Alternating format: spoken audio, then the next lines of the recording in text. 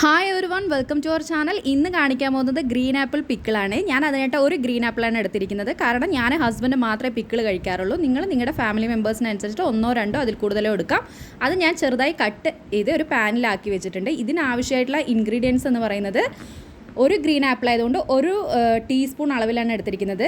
Ginger, garlic, അതുപോലെ തന്നെ chilli powder, മഞ്ഞൾപ്പൊടി, ഗ്രീൻ ചില്ലി, ഉലുവ, പിന്നെ കായപ്പൊടി, പിന്നെ 2 ടേബിൾ സ്പൂൺ അളവിൽ 2.5 ടേബിൾ സ്പൂൺ അളവിൽ വിനാഗർ എടുത്തിട്ടുണ്ട്. ഒരു പാന് അടുപ്പത്ത് വെച്ച് ചൂടായതിന് ശേഷം അതിൽ ഓയിൽ ഒഴിക്കുക. വെളിച്ചെണ്ണ ഒഴിച്ചാൽ കൂടുതൽ നന്നായിരിക്കും.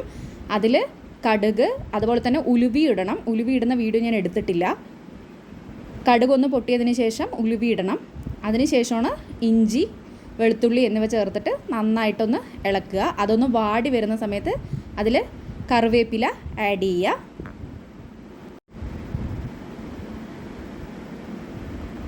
ഇതൊന്ന് ഇളക്കി കൊടുത്തതിന് ശേഷം ഇതിലേക്ക് ഓരോ പൊടികൾ ആഡ് ചെയ്യാം. മഞ്ഞൾപ്പൊടി, അതുപോലെ മുളക് പൊടി, കായപ്പൊടി എന്നിവ ചേർത്തിട്ട് നന്നായി ഇളക്കുക. എന്നിട്ട് ഇളം ചൂടുവെള്ളം അതിലേക്ക് ഒരു ചെറിയ ഗ്ലാസ് അളവിൽ ഒഴിക്കുക.